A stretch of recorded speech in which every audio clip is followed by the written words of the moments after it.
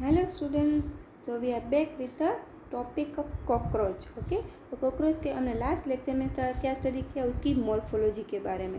अब इस लेक्चर में हम स्टडी करने वाले उसकी एनाटॉमी के बारे में। एनाटॉमी मतलब क्या कि उसके इंटरनल स्ट्रक्चर के बारे में, उसके अंदर का जो सिस्टम्स होता है, ऑर्गन सिस्टम्स होता है, वो कैसे फंक्शन करता है, क्या करता है, वो हम इस लेक्चर में पढ़ेंगे। ओके, तो यहाँ पे भी जैसे हमने अर्थवॉर्म में स्टडी किया था, उसकी एलिमेंट्री कैनाल उसके बारे में, फिर रेस्पिरेटरी सिस्टम के बारे में, रिप्रोडक्टिव सिस्टम के बारे में, ओके, एक्सक्रीटरी सिस्टम के बारे में। तो इसमें भी क्या करेंगे हम, कॉकरोच में भी यही सब स्टडी करेंगे वन बाय वन। ओके, तो सबसे पहले क्या है, उसकी elementary canal of cockroach.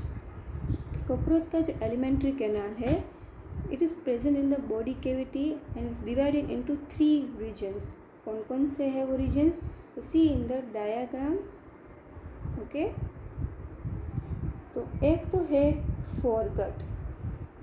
Okay, foregut यहाँ तक होगा, एंड दूसरा है मिडगट।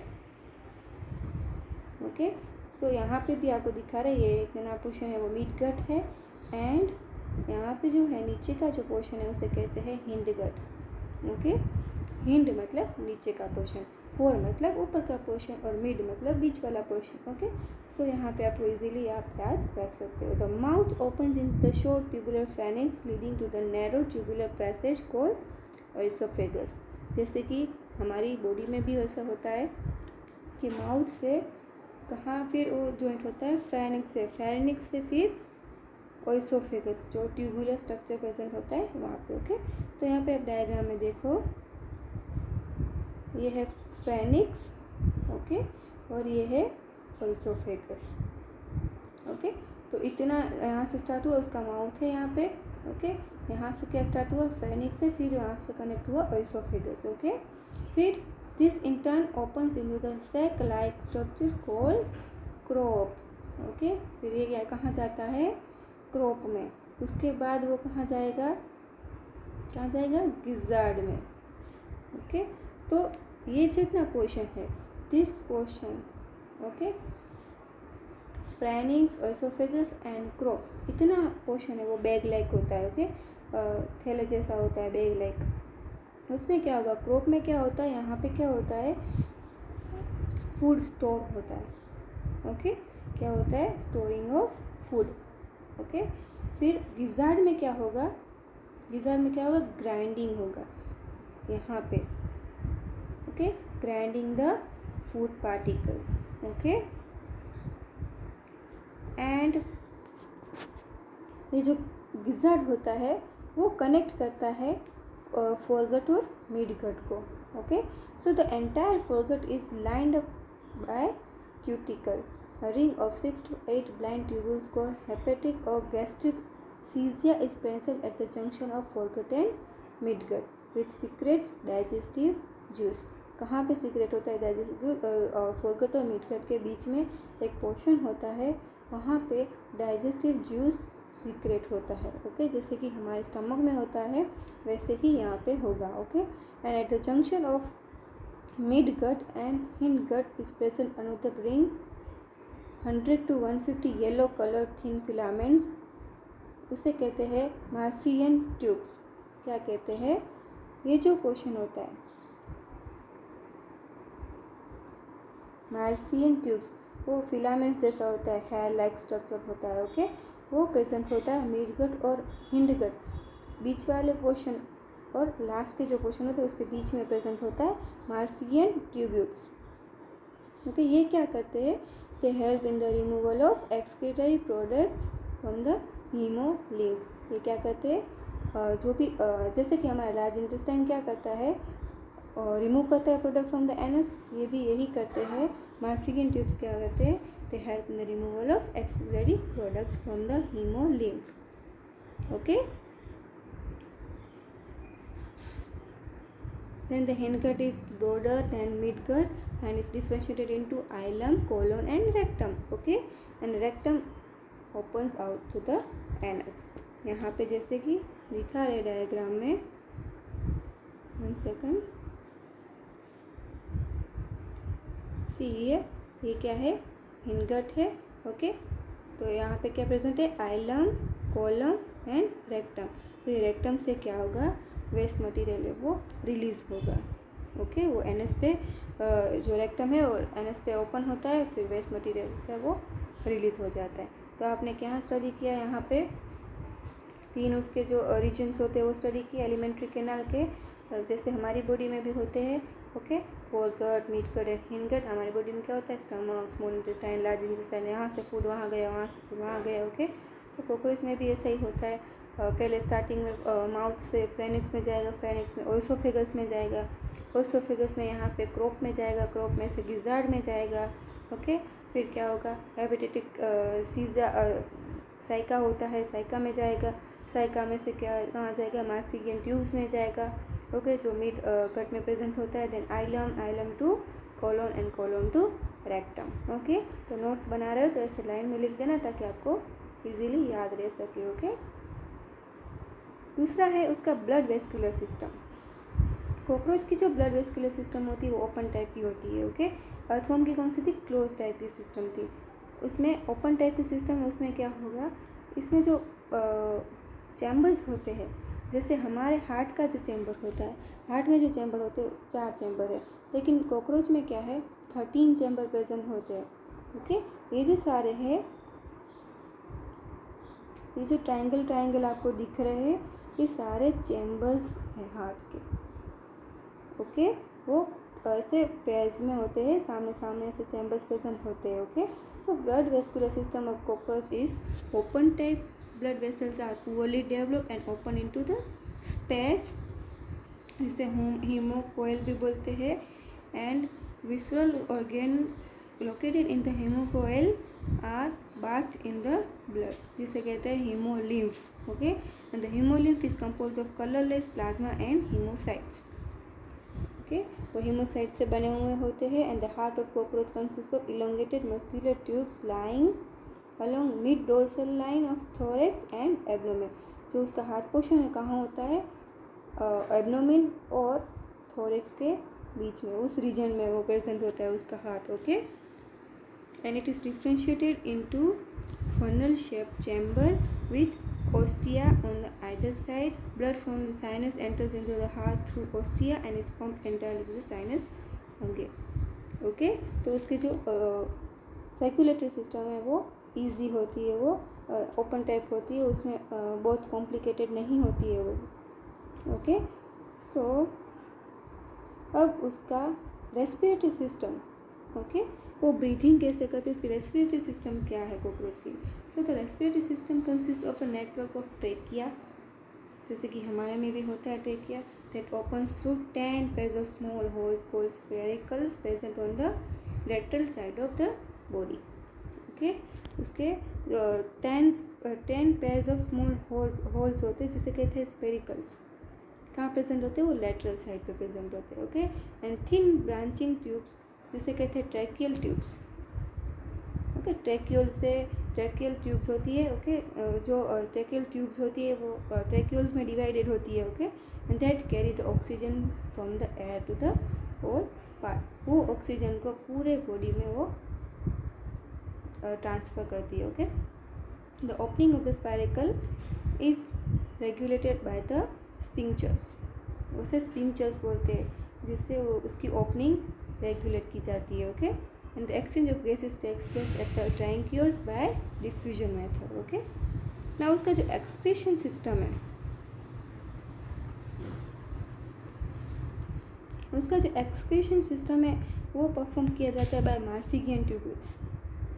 ओके, जिसके बारे में हमने यहाँ पे देखा था।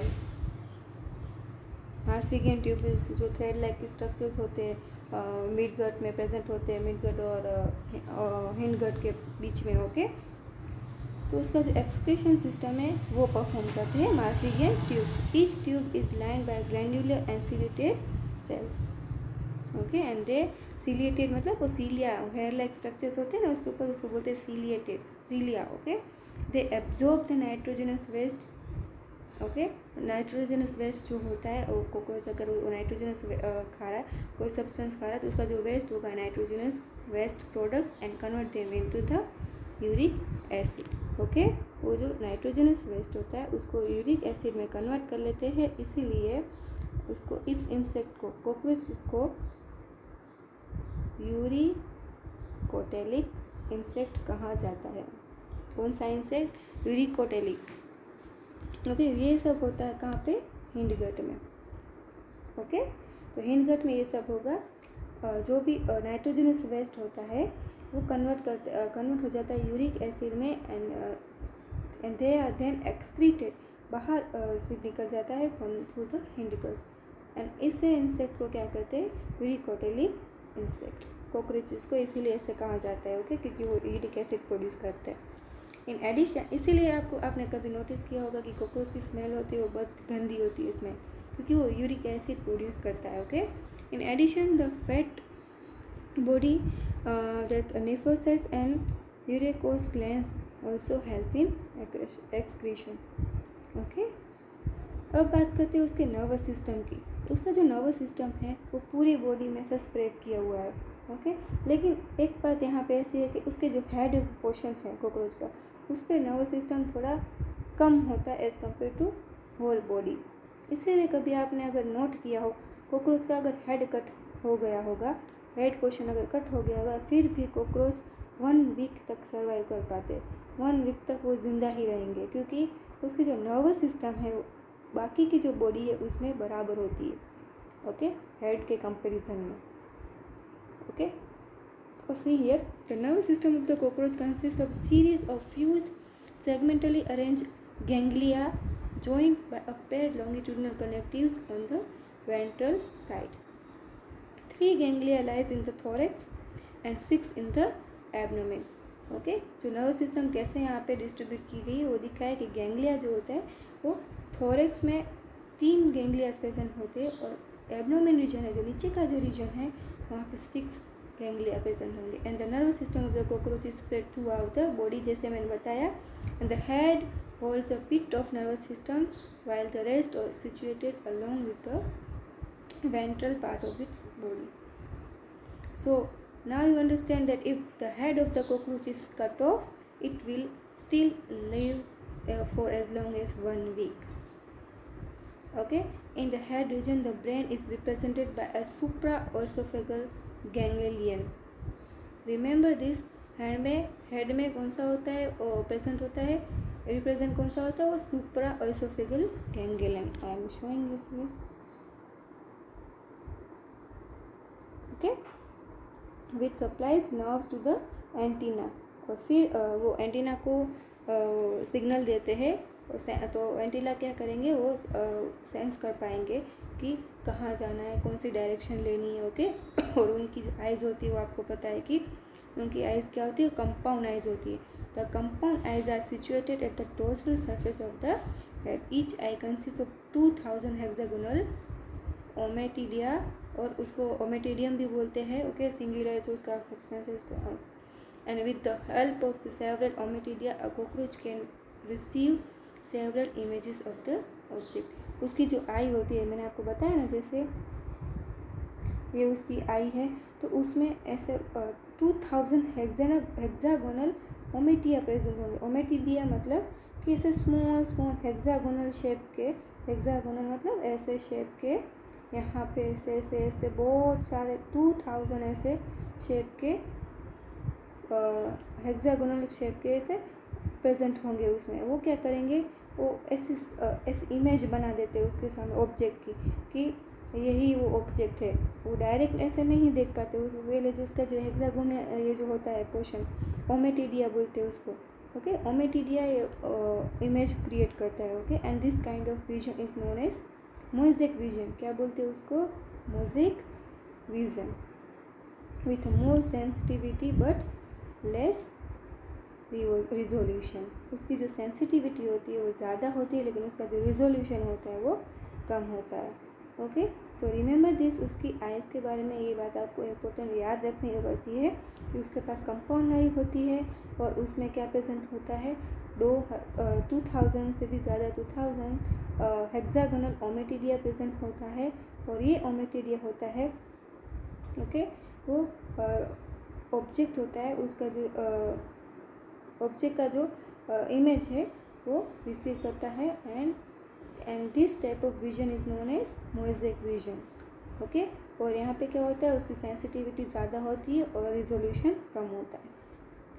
Okay, and being common during the night hence called nocturnal vision, वो रात में और भी कम हो जाती है। Okay, cockroaches are dioecious. इसका अब हम बात करें, अभी हम क्या उसकी बात करें रिप्रोडक्शन सिस्टम की। ओके, तो रिप्रोडक्शन सिस्टम में जैसे कि बताया कि मेल और फीमेल दोनों ही अलग होते हैं कॉकरोच। ओके, जैसे अर्थवर्म में क्या था, दोनों मेल और फीमेल जो पोर्स थे, जेनेटिकल पोर्स है, वो एक ही अर्थवर्म में प्रेजेंट होते हैं, लेकिन कॉकरोच में क्या है, दोनों अलग अलग है। कॉकरोचेस आर डायसियस, मतलब both sexes have well developed reproductive organs, दोनों के पास अपना अपना रिप्रोडक्टिव ऑर्गन प्रेजेंट होता है। Okay, male reproductive system consist of a pair of testis, one lying on each lateral side in 4th and 6th abdominal segments. Okay, male जो reproductive system है उसके 4th to 6th जो abdominal segments होते हैं, नीचे abdominal होता है, नीचे के जो सेगमेंट है उसमें टेस्टिस की 2 पेयर होती है। ओके, टेस्टिस क्या है, उसके अंदर स्पर्म्स पैदा होते हैं। Okay, so from each testis arise a thin वेस difference which opens into the ejaculatory duct through seminal vesicle. Okay, or a characteristic mushroom shaped gland is present in the 6 to 7 abdominal segments which functions as an accessory reproductive gland. Okay, यहाँ पे भी आपको diagram में भी दिखा रहा है, जैसे कि ये जो है ऊपर का जो पोर्शन, ये मेल रिप्रोडक्टिव सिस्टम है और एक डायग्राम नीचे है वो फीमेल रिप्रोडक्टिव सिस्टम है। तो यहाँ पे आप देखो कि टेस्टिस है, 2 पेयर से टेस्टिस के। ओके, फैलिक ग्लैंड्स प्रेजेंट होते हैं, ये ब्राउन दिखा रहे वो। ओके, ट्यूब्यूल्स प्रेजेंट है उसमें, सेमिनल वेसिकल जैसे मैंने आप बताया वो सेमिनल वेसिकल प्रेजेंट है उसमें, वेस डिफरेंस। ओके, एंड लास्ट में क्या प्रेजेंट है यहाँ पे, एनल सर्कस और सेसस, जो भी आप प्रोनाउंस करें। ओके, तो एंड फीमेल जो रिप्रोडक्टिव सिस्टम होता है उसमें क्या प्रेजेंट होता है, ओवरी प्रेजेंट होती है, ओवरी के पेयर प्रेजेंट होते हैं, मतलब 2 ओवरी प्रेजेंट होती है उसमें। फिर ओवी डक्ट प्रेजेंट होता है, ओवरी के नीचे क्या होता है, ओवी डक्ट। ओवी डक्ट के नीचे क्या प्रेजेंट होगा, वेजिना प्रेजेंट होगा। ओके, वेजिना के नीचे क्या होगा, जेनिटल चैम्बर, और उसे जेनिटल पाउच भी बोलते हैं, जहाँ पे एग स्टोर होते हैं। ओके, यहाँ ये पोर्शन को क्या कहते हैं, जेनिटल पाउच। ओके, सो यहाँ पे भी वही बात की है थियरी में भी कि the external genitalia are represented by a male gonapophysis और phallomere and the sperm are stored in the seminal vesicle and are glued together in the form of bundles called spermatophores, okay, which are discharged during the copulation के time पे, मतलब कि sexual जब matting होती है 2 cockroach की, उस time पे स्पर्म्स होते हैं वो मेल में से रिलीज होंगे। ओके, कहाँ पे पहले स्टोर होंगे, sperms are stored in the seminal vesicle and are glued together in the form of bundles known as spermatophores. Okay, और फिर जब कोपुलेशन होगा, मेटिंग होगी, तब ये रिलीज हो जाएंगे। और फीमेल रिप्रोडक्टिव सिस्टम में they have 2 large ovaries lying laterally in the 2nd to 6th abdominal segment.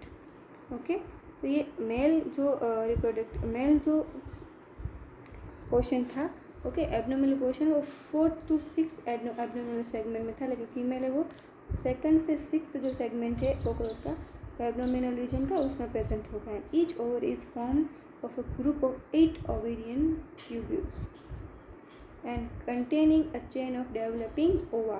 Okay, egg oviduct of each ovary unite into the single median oviduct, उसे vagina भी बोलते हैं, which opens into the genital chamber and a pair of spermatheca is present in the sixth segment which opens on the genital chamber.